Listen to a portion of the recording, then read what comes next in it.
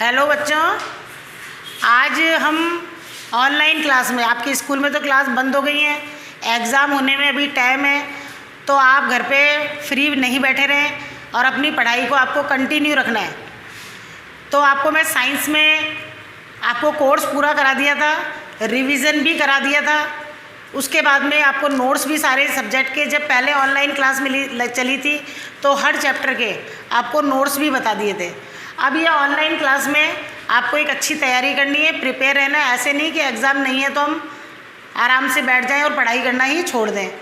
तो मैं ये रिवीजन के अंदर आपको हर चैप्टर, आपको पता है मैं आपको बायो और एनवायरनमेंट के ही पढ़ाऊँगी, तो बोथ मीडियम, इंग्लिश मीडियम और हिंदी मीडियम, दोनों का मैं एक ही वीडियो बना रही हूँ और दोनों में मैं आपको बता रही हूँ कि आपको किस तरह से, जो लेसन फर्स्ट है उसमें किस तरह से क्वेश्चन आते हैं, आपको किस तरह से उसमें से आंसर देने हैं, किस तरह से आपको फर्स्ट लेसन की तैयारी करनी है। तो पहला जो चैप्टर है वो आपका फूड एंड ह्यूमन हेल्थ, भोजन और मानव स्वास्थ्य, ये आपके 4 नंबर का चैप्टर है।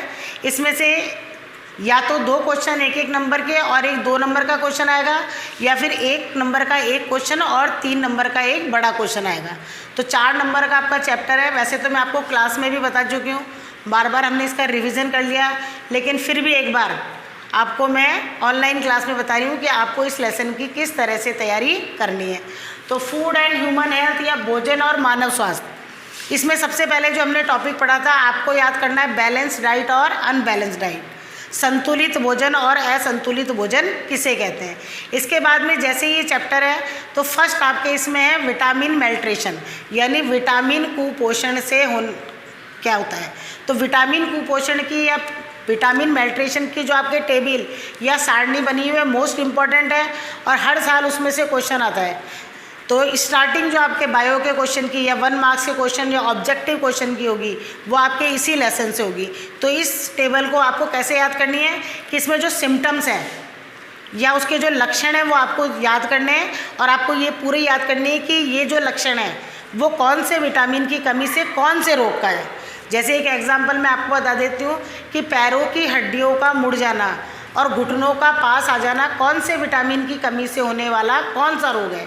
तो विटामिन डी की कमी से होने वाला रिकेट्स रोग है।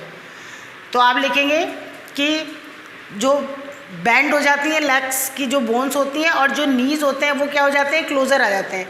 तो कौन से विटामिन की मेल्ट्रेशन से हुआ है, विटामिन डी, और डिजीज़ का नेम है रिकेट्स।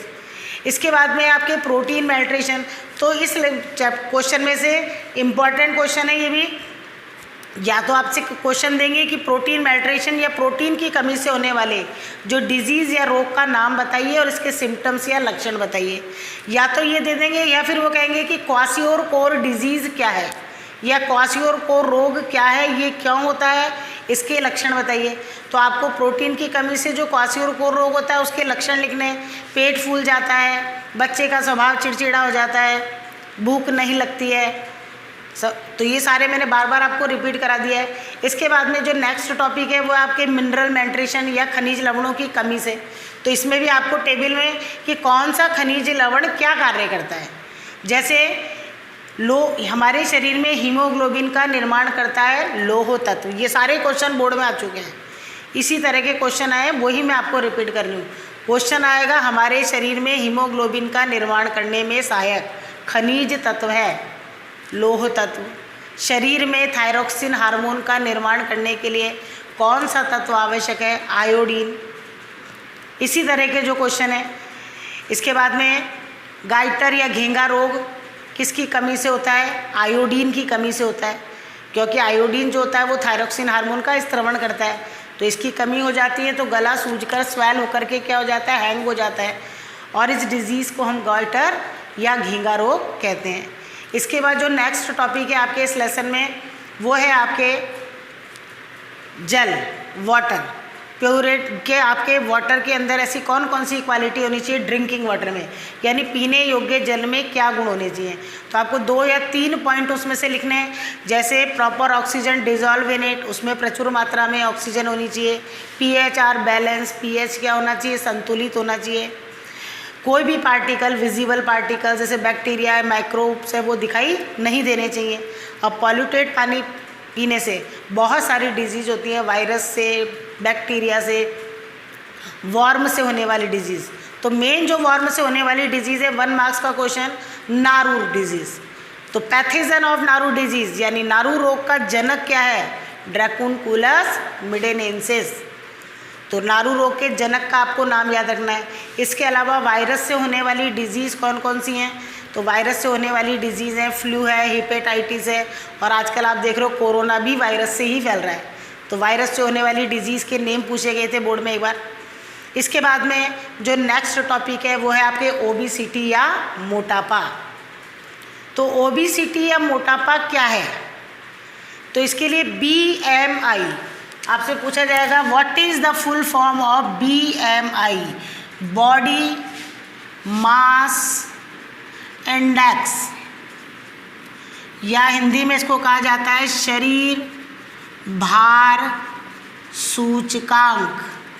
फुल फॉर्म पूछती है। तो इसके अंदर क्या करते हैं कि जो मनुष्य का जो वेट होता है उसका लंबाई के साथ में क्या निकाला जाता है? रेशो वेट का, यानी हमारे शरीर का जो वेट है वो हमारी हाइट के हिसाब से होना चाहिए, लेंथ के हिसाब से। ऐसे नहीं लेंथ तो कम है और मोटे हो गए हम ज़्यादा, फैट ज़्यादा बढ़ गया।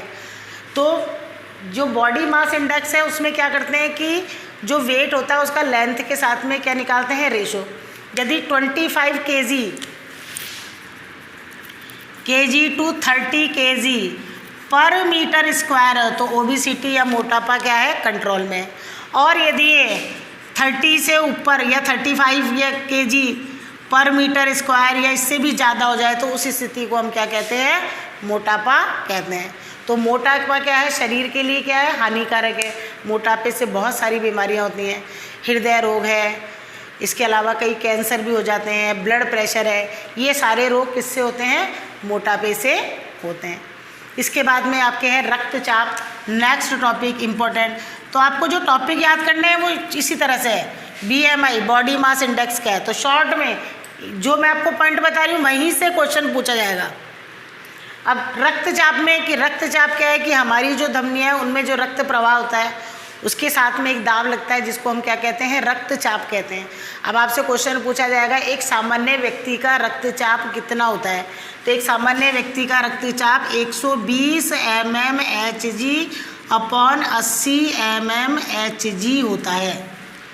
यानी 120 से ज़्यादा हो जाए, मैंने आपको पूरा क्लास में समझाया था कि डॉक्टर जब ब्लड प्रेशर चेक करता है तो कैसे करता है? यहाँ पर कफ बांधता है, फिर वो एक पंप से उसके सामने एक मशीन लगी रहती है जिसमें मरकरी या पारा होता है, वो दबाता है तो वो पारा क्या होता है? ऊपर चढ़ता है। और यदि वो 120 पर आकर रुक जाए फिर उसके बाद डॉक्टर उसको ढीला छोड़ता है तो पारा या मरकरी क्या होती है? नीचे गिरती है। और यदि वो 80 पर आकर रुक जाए तो ब्लड प्रेशर क्या है? नॉर्मल है। अब डॉक्टर दबा रहा है और वो 120 से भी ऊपर जा रहा है, तो 120 से ऊपर जा रहा है तो इसका मतलब 140, 150, 160, तो उसको हम क्या कहते हैं? उच्च रक्तचाप या हाई ब्लड प्रेशर।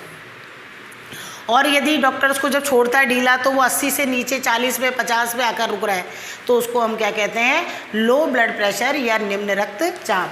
और रक्तचाप जो आप डॉक्टर के पास देखते हो जो इंस्ट्रूमेंट होता है जिससे वो ब्लड प्रेशर को मेजरमेंट करता है उसका नाम है स्फिग्मोमैनोमीटर। ये एक 1 मार्क्स का क्वेश्चन पूछा जा सकता है आपसे कि ब्लड प्रेशर को मेजरमेंट करने वाले इंस्ट्रूमेंट का नाम बताइए या रक्तचाप को मापने वाले यंत्र का नाम बताइए। तो आप क्या लिखेंगे? स्फिग्मोमैनोमीटर। ये एक एक नंबर के क्वेश्चन यही आएंगे। सामान्य रक्तचाप कितना है? तो रक्तचाप हाई हो या निम्न हो, दोनों ही क्या है? बॉडी के लिए हानिकारक है, दोनों ही हार्मफुल है। इसीलिए ब्लड प्रेशर क्या होना चाहिए? कंट्रोल में रहना चाहिए। तो आज मैंने आपको इतने टॉपिक बताए, आप आराम से जितना आज मैंने बताया है कि जैसे आप संतुलित भोजन और असंतुलित भोजन किसे कहते हैं, यानी बैलेंस और अनबैलेंस डाइट क्या है, मेल्ट्रेशन किसे कहते हैं कि जब हमारे फूड में न्यूट्रिएंट की क्या हो जाती है? कमी हो जाती है, तो बहुत सारे इफ़ेक्ट बॉडी के अंदर दिखाई देते हैं, तो उसको हम क्या कहते हैं? मेल्ट्रेशन या कुपोषण कहते हैं। फिर विटामिन मेल्ट्रेशन की टेबल आपको याद करनी है, मिनरल्स की करनी है, प्रोटीन मेल्ट्रेशन, क्वासियोरकोर और मैरस्मस डिजीज़। उसके बाद में आपसे ड्रिंकिंग वाटर में कौन कौन सी क्वालिटी होनी चाहिए, पॉल्यूटेड वाटर से कौन कौन सी डिजीज़ होती हैं, वार्म से होने वाली एक डिजीज़ नारू, उसके पैथेजन का नेम बताइए, ड्रैकुनकुलस मिडेनेंसिस। BMI की फुल फॉर्म बताइए, क्या है ये? तो बॉडी मास इंडेक्स, वेट का लेंथ के साथ में मेजरमेंट। फिर मैंने आपको बताया है रक्तचाप या ब्लड प्रेशर क्या होता है। तो ब्लड प्रेशर नॉर्मल कितना होता है, किस तरह से ब्लड प्रेशर को नापा जाता है, कौन से इंस्ट्रूमेंट से नापा जाता है, स्फाइग्मोमैनोमीटर। तो जितना आज मैंने आपको बताया है, ये क्वेश्चन है, इन सबको आप अच्छी तरह लर्न करेंगे। आगे का जो लेक्चर होगा उसमें मैं आपको आगे किस तरह से, इस लेसन के आगे के क्वेश्चन आपको किस तरह से याद करने हैं वो आपको नेक्स्ट लेक्चर में बताएंगे। Thank you.